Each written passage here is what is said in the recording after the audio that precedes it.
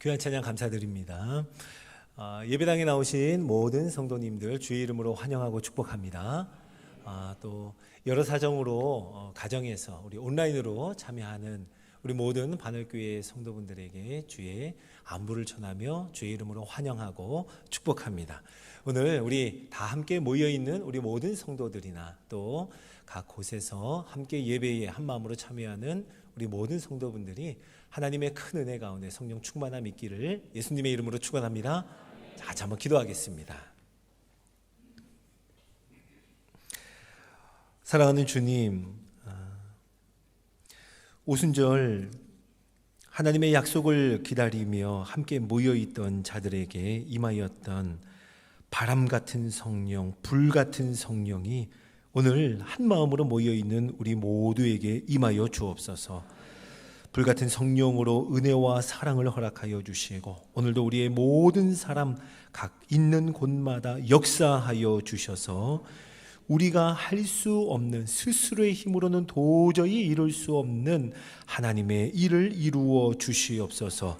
하나님 아버지 새롭게 하여 주시고 우리 주님의 은혜 가운데 잠기게 하여 주시고 하나님의 사랑에 감격하여 하나님 앞에 나아가는 우리 온 성도 바늘교회의 온 가족 되게 하여 주시옵소서. 감사하며 우리 구주 예수님의 이름으로 기도드립니다. 아멘.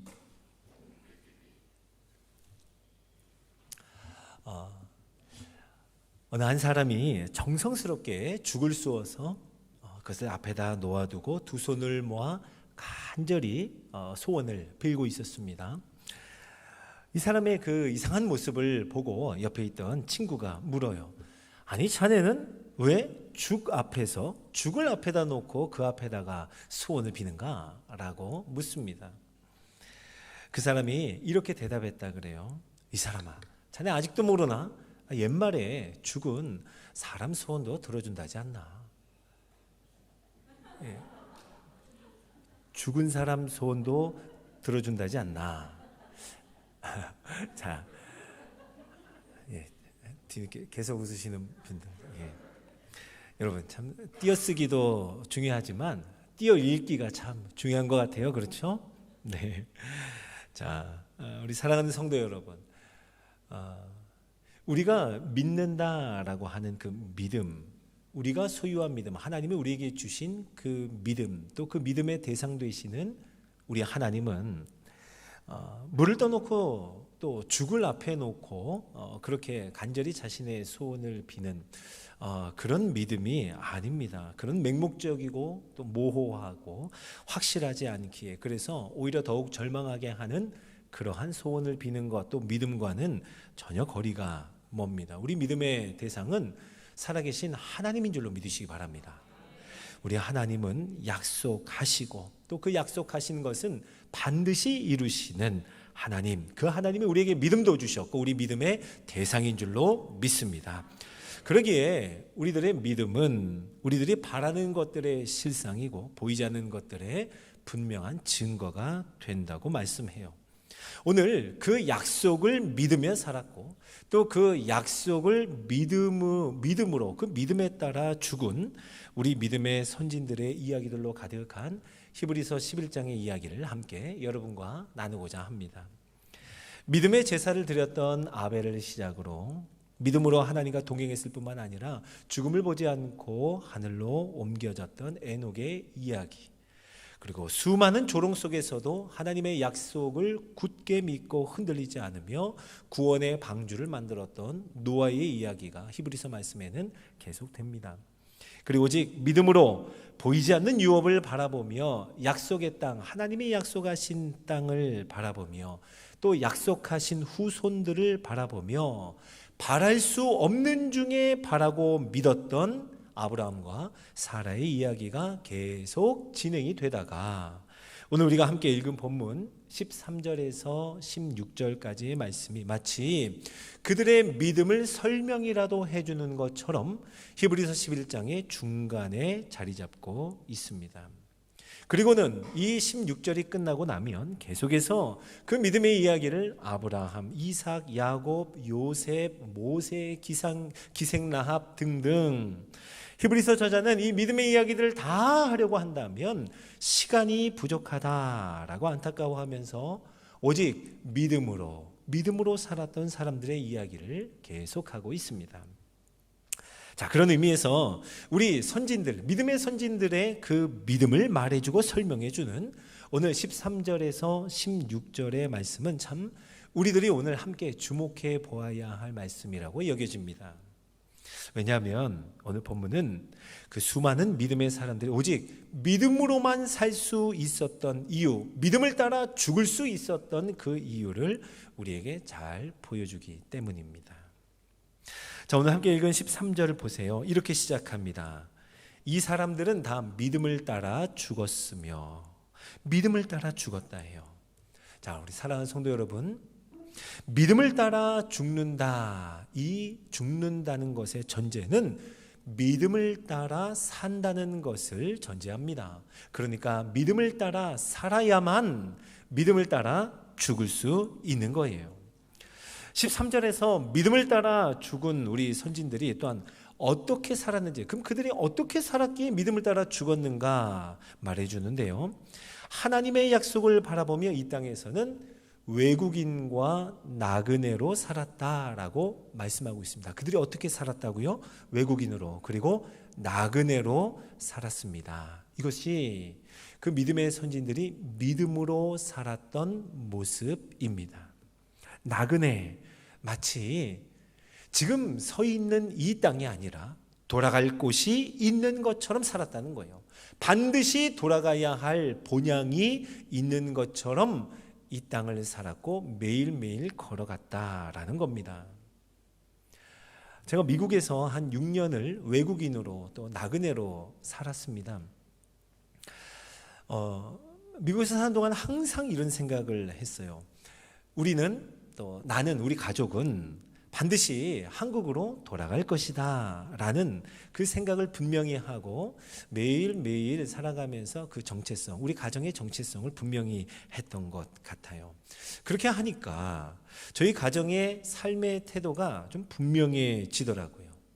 여러 가지 삶의 모습이 있었지만 그 중에 하나를 말씀드린다면 하나 제대로 안 사게 됩니다. 가능하면 다른 사람들이 쓰던 물건을 얻어다 쓰고 가져다 쓰고 그렇게 받아서 썼던 것 같아요. 어느 유학생이 이제 한국으로 먼저 들어간다 하면 그 물건 버릴 건 없나, 처분할 건 없나 함께 모여서 서로 나누어 가지곤 했습니다. 간혹 저희가 돈을 주고 꼭 사야 할 일이 있으면 우리나라 돈으로 한 5천 원짜리 전자레인지 1, 2만 원짜리 텔레비전 몇만 원 정도의 냉장고 이런 것들을 중고로 사서 사용했던 기억이 있어요. 그러니까 언제라도 모든 것을 놔두고 우리의 고향으로, 우리가 돌아갈 곳으로 가야겠다라고 하는 것을 항상 준비하면서 살았던 삶의 모습이죠. 정말 저희가 이제 하나님의 부르심을 따라 한국으로 들어오게 될 때 그나마 저희들이 가지고 있었던 좋은 것은 아니었지만 그것들 다 주변 분들에게 나누어 줬습니다. 그리고 기부하는 기관에다가 연락을 해서 가져갈 수 있는 큰 물건들은 가져가도록 했죠. 자, 여러분, 이런 모습이 저희들이 잠시나마 나그네로 그 땅을 살았던, 또 외국인으로 그 땅을 살았던 삶의 모습이었고 분명한 태도였습니다. 자, 우리 믿음의 선진들이 이 땅을 외국인과 나그네로 살아가는 것을 계속되는 우리 14절에서는 이렇게 말씀하고 있어요. 그들이 이같이 말하는 것은 자기들이 본향 찾는 자임을 나타냅니다. 자기들이 본향 찾는 자임을 나타냅니다. 여기서 본향이라는 말이 나오는데요. 이 본향 어디에 있는 것일까요? 16절은 우리에게 이렇게 말씀해 줍니다. 그들이 이제는 더 나은 본향을 사모하니 곧 어디에 있는 것이라고요? 하늘에 있는 것이라. 히브리서 11장에 나오는 믿음의 선진들이 바라본 소망, 나그네로 살며 품었던 소망, 나그네의 소망은 이 세상의 것이 아니었습니다. 그들은 하나님이 약속하신, 하나님이 언약하신 것은 반드시 이루어질 것인데 하나님 언약의 궁극적인 성취는 그들이 살아있는 동안에 또 이 땅에서, 이 세상에서 이루어지는 것이 아님을 잘 알고 있었습니다.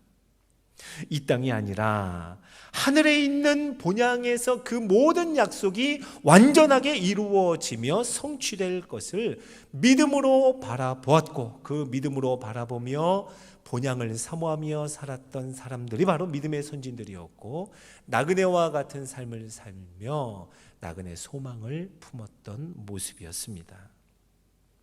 자, 사랑하는 우리 반역교회 성도 여러분, 이 믿음의 선진들이 사람들의 조롱에도 불구하고 믿음으로 버티며 견뎌내며 방주를 만들었던 것, 그렇게 귀한 외아들을 하나님께 기꺼이 드릴 수 있었던 것, 왕자의 자리를 거절하고 얼마든지 누릴 수 있는 자리를 박차고 기꺼이 하나님의 백성들과 함께 고난을 받을 수 있었던 것, 이 모든 것은 지금 내가 살아가고 있는 이 땅, 눈에 보이는 것이 전부가 아니라 나는 돌아갈 본향, 내가 사모할 본향이 있다라고 하는 고백과 믿음에서 나온 모습이었습니다. 이 땅이 아니라 하나님이 약속하신 하늘의 본향이 있음을 확실히 믿으며 바라보았기에, 사모했기에 너무나 분명한 그 하늘의 본향이 이 세상에 당장에 눈에 보이고 손에 넣을 수 있는 그 어떤 것과도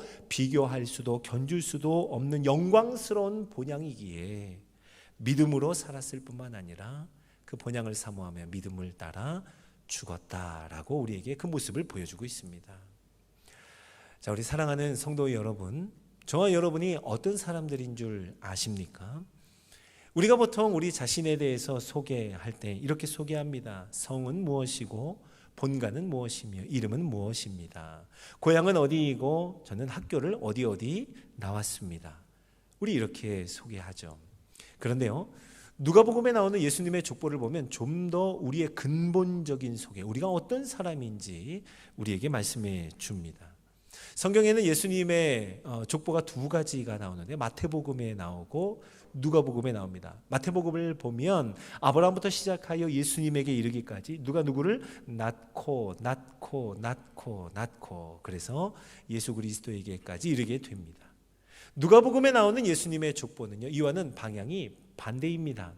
자, 예수님으로부터 시작해서 그 위에는 누구이고 그 위는 누구이고 그 위에는 이렇게 가다가 맨 마지막에 보면 그 위는 아담이요 그 위는 하나님이시니라. 아멘. 자, 예수님의 족보를 통해서 우리가 어떤 사람인지, 우리의 근본이 무엇인지도 잘 알 수 있다고 저는 믿습니다. 여러분, 저와 여러분 위에 누가 있습니까? 네, 저희 부모님이 있죠. 그 위에는요, 조부모님이 계실 거예요. 그 위에는요, 그 위에는 이렇게 계속해서 가다 보면 우리도 고백하게 될 거예요. 그 위에는 아담이요 그 위에는 하나님이시니라. 아멘. 그러니까 여러분, 저와 여러분은 하나님으로부터 왔고 하나님으로 말미암아 살아가고 우리는 다시 하나님께로 돌아갈 사람들입니다. 그것이 바로 저와 여러분의 근본적인 소개라 할 수 있어요. 그러니까 여러분, 하나님으로부터 왔고 하나님으로 말미암아 살아가고 우리 하나님께 돌아갈 사람들이라면 우리의 진짜 본향은 어디예요? 우리의 고향이 어디입니까? 네, 주님 계신 천국, 하나님과 함께 거하는 그곳이 우리의 진짜 본향인 줄로 믿으시기 바랍니다. 여러분, 이 놀라운 사실은, 이 진리는 단지 우리는 죽어서 천국에 가는 것이 확실하기 때문에 이제 우리는 안전합니다, 이제 괜찮습니다 라고 말할 수 있는 그런 값싼 이야기가 아닙니다.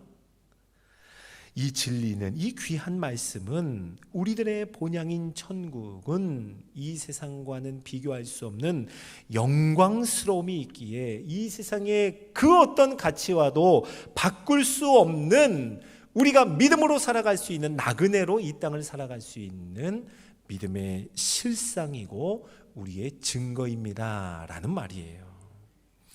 이 땅에서 우리들은 하늘의 삶을 살아가는 나그네로 이 땅에 발을 디디며 살아가지만, 그러나 이 세상에 속하지 않은 사람으로 더 나은 본향인 하늘을 바라보며 그 본향을 소망하며 꿈꾸며 살아가는 하루하루의 삶이 믿음의 선진들과 같이 나그네처럼 살아갈 수 있고, 그 믿음을 따라 죽을 수 있고, 또 그 후에 우리에게 확실한 언약으로 주시는 하나님 나라에 이를 수 있다는 말씀입니다. 사랑하는 여러분, 바로 이것이 나그네의 소망인 줄로 믿으시기 바랍니다. 하늘의 본향을 향한다, 그리고 외국인으로 나그네로 살았다, 믿음으로 살아간다, 이런 이야기를 떠올릴 때마다 저는 늘 제가 기억하는 경험이 있습니다. 제가 신대원을 다닐 때였어요. 참 너무나 감동을 받았던 한 가지 장면, 경험이 있는데요. 한국교회사라고 하는 과목을 들을 때 그 교수님이 우리 함께 공부하는 모든 전도사님들과 함께 그날은 이제 교실에서 공부하는 것이 아니라 이제 밖으로 나가자고 했고 약속을 하고 어느 곳에서 만났는데, 그곳은 양화진에 있는 외국인 묘지에서 다 함께 만났습니다. 이 중에도 한번 가보신 분 계실 거예요.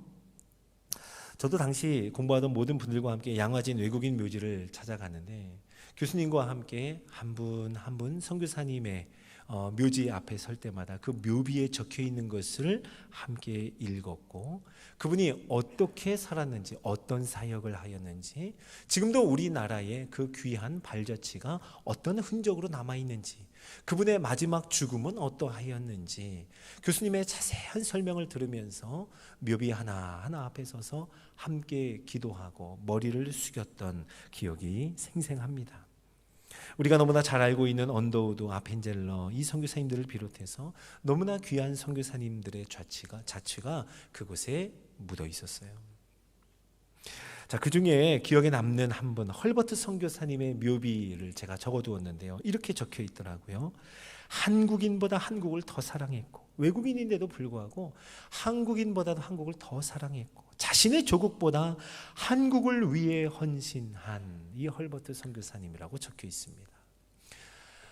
자, 사랑하는 성도 여러분, 외국인으로 나그네의 삶을 기꺼이 마다하지 않고 이 땅에, 어둠의 땅이라 불리었던 조선 땅에 와서 그의 모든 삶을 희생하고 헌신했던 헐버트 선교사님, 그런데 외국인임에도 나그네임에도 불구하고 하늘의 소망을 가지고 하나님께서 지금 부르신 이곳, 여기에서 한국을 더 사랑하고 자신의 조국보다도 한국을 위해 헌신한 이 묘비를 보며 참 많은 은혜를 받았습니다.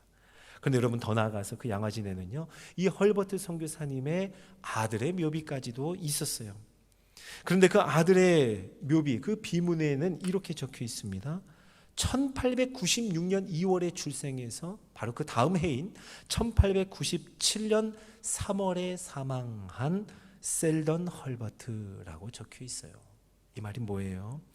헐버트 선교사님의 아들은 겨우 1년 남짓 살다가 죽은 거예요. 자, 여러분, 그뿐만이 아니었습니다. 우리 함께 갔던 우리 전도사님들의 발걸음을 멈추게 하고 그 앞에서 한참을 기도하고 거기서 눈물을 흘렸던 한 장소가 있었어요. 작은 묘비들이 모여 있었는데요, 그 묘비들은 모두 선교사님들의 자녀들의 것이었습니다. 아주 간단하게 이름과 숫자들만 적혀 있었어요. 숫자가 이러했습니다. 1891년부터 1891년 같은 숫자가 적혀 있어요. 1902년부터 1902년, 1903년부터 1903년까지 같은 숫자가 나열되어 있는, 그러니까 선교사님 자녀들, 그 영아들의 묘비였습니다. 태어나자마자 죽은, 또는 얼마 살지 못하고 죽음을 맞은 영아들이었습니다. 그 당시에 저희 첫째 아이가 아주 어렸었기 때문에 제가 더 그분들의 마음이 좀 더 많이 다가오고 느껴졌는지도 모르겠습니다. 죽은 자신들의 아이를 부둥켜 안고 울었을 선교사님들을 한번 그려봤어요. 선교사로 헌신한다고 해서 자녀들에 대한 애잔한 마음이 덜하거나 없어지는 것은 전혀 아닐 것입니다. 오히려 하나님의 사랑으로 더 지극한 마음이 있겠죠. 하나님의 은혜가 얼마나 컸길래, 이 선교사님들에게는 하나님의 용서와 이 하나님의 사랑이 얼마나 컸길래 이 땅에서 누릴 수 있는 그 모든 것을 다 내려놓고 더 나은 본향인 하늘의 소망을 가지고 나그네로 이 땅에 와서 나그네의 소망을 품고 살았을까요? 나그네로 살기를 마다하지 않고 이 어둠의 땅이었던 조선 땅에 오기를 가족들도 함께 그 길에 따라 나섰던 그 삶, 이것이 바로 성경에서 말하는 믿음의 선진들의 이야기와 통하는 같은 이야기 아닐까요? 나그네의 삶이고 그리고 나그네의 소망을 품었던 사람들의 이야기 말입니다. 사랑하는 성도 여러분, 저는 그곳에서 그분들의 삶, 그분들의 죽음을 통해 나그네의 소망이 어떠한 것인지 보았습니다. 믿음의 선진들이 바라보았던 그 본향을 사모했죠. 그 영광과 찬란함을 그곳에서 오히려 저는 조금이나마 가늠할 수 있었습니다. 오늘 말씀 16절에서는 우리에게 이렇게 말씀해 줍니다. 하늘에 있는 더 나은 본향을 사모하는 그들을 하나님은 자랑스러워 하신다고요.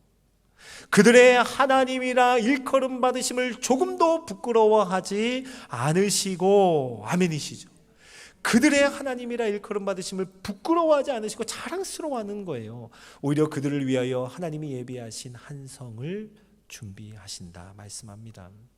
하나님께서 내가 바로 이 사람의 하나님이다, 내가 이들의 하나님이다 라고 자랑스럽게 외치시는 거예요. 바로 이들이 나의 백성이라고요. 사랑하는 성도 여러분, 우리가 사모하고 그토록 바라는, 우리가 소망하는 모습이 바로 이러한 모습 아닐까요? 이러한 믿음의 삶이 아닐까요? 이렇게 믿음을 따라 죽는 모습이 우리가 간절히 바라는 삶 아니겠습니까? 자, 사랑하는 여러분, 이제 이번 주간은 추석이죠. 특별히 고향을 찾아갑니다. 물론 코로나로 인해서 많은 이동이 있진 않겠지만 그래도 반가운 마음으로 부모님을 만나고 또 자녀들을 만나고 또 지인들을 만나고 함께 가족들, 온 친척들이 모이는 만남들이 작게 있을 것입니다. 여러분, 그때 간절히 바라기는 바로 우리 반옥교회 온 성도들이 우리는 하늘에 있는 더 나은 본향을 찾는 자들입니다.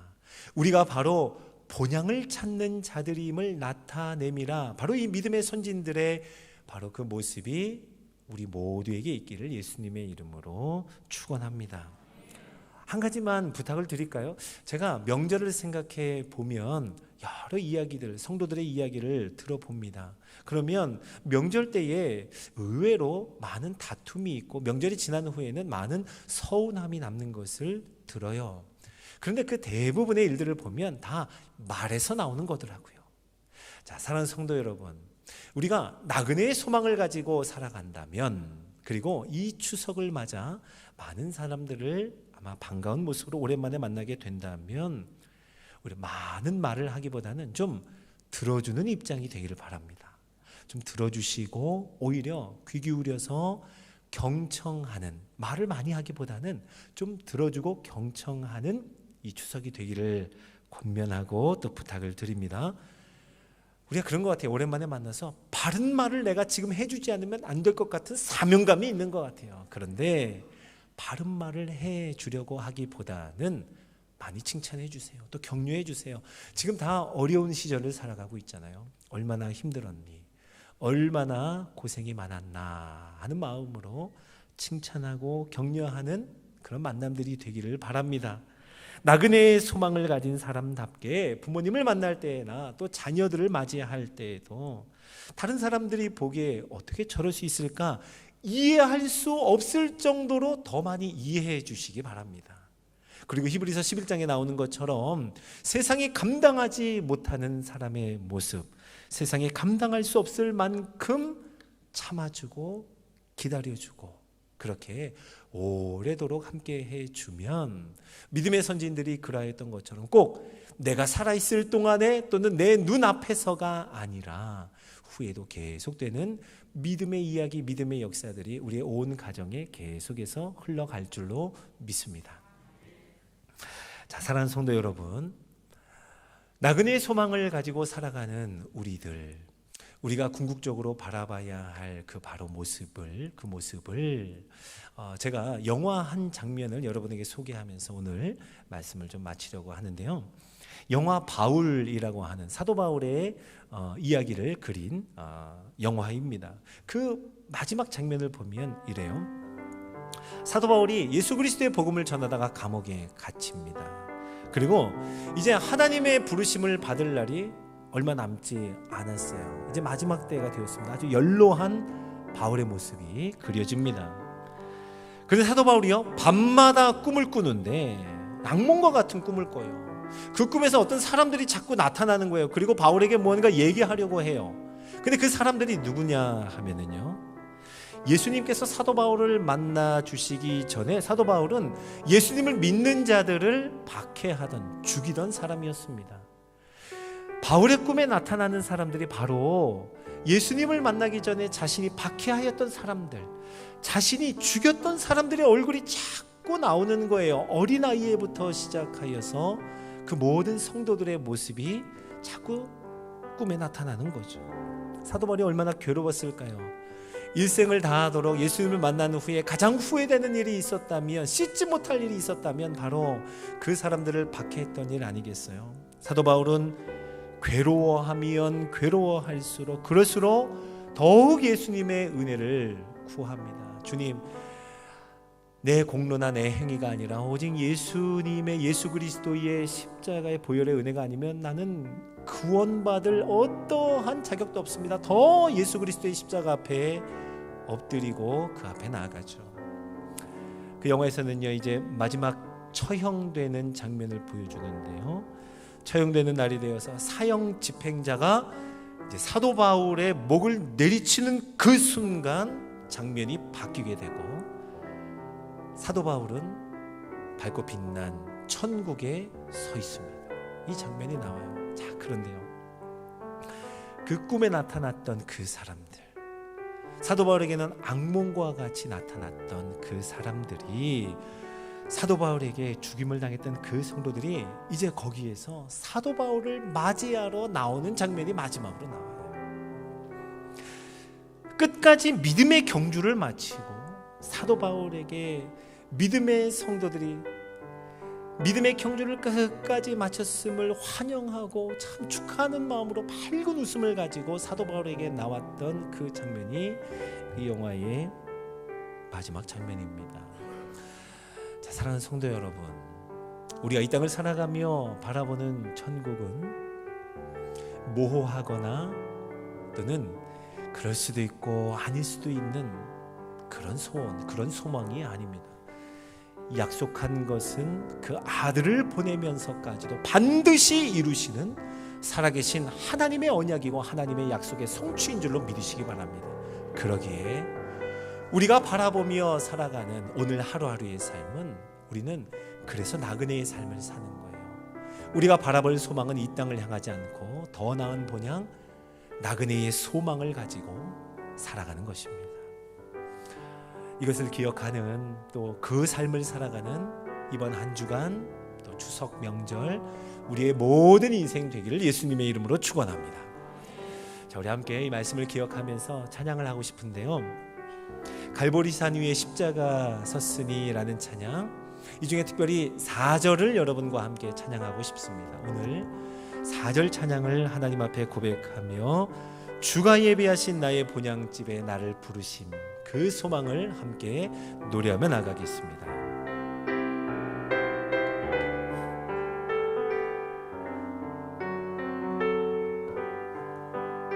주가 예비하신, 주가 예비하신 나의 본향집에 나를 부르실 그날에는 영광 중에 계신, 영광 중에 계신 아멘, 우리 주와 함께 내가 죽도록 충성하. 다시 처음부터 할까요?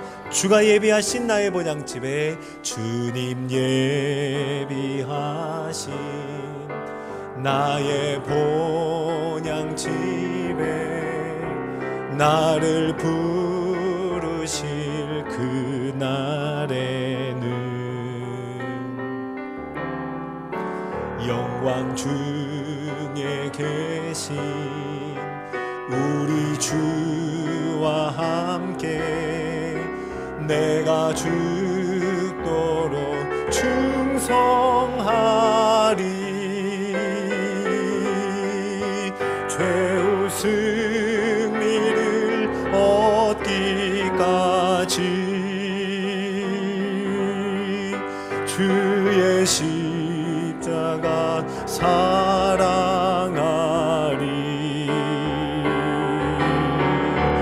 빛난 멸류관 받기까지 험한 십자가 붙들겠네. 우리 한 번 더 고백할 때 우리 눈 감고 고백하죠. 주님 예비한 나의 본향집에 나의 본향집에 나를 부르실 그날에는 부르실 그날에는 영광 중에 계신 영광 중에 계신 우리 주와 함께 주와 함께 내가 죽도록 충성하리. 죽도록 충성하리. 최후 승리를 얻기까지 최후 승리를 얻기까지 주의 십자가 사랑하리. 주의 십자가 사랑하리. 빛난 멸류관 받기까지 빛난 멸류관 받기까지 험한 십자가 붙들겠네. 험한 십자가 붙들게 최후 승리를 얻기까지 최후 승리를 얻기까지 주의 십자가 사랑하리. 십자가 사랑하리. 빛난 멸류관 받기까지 빛난 멸류관 받기까지 험한 십자가 붙들겠네. 험한 십자가 붙들겠네.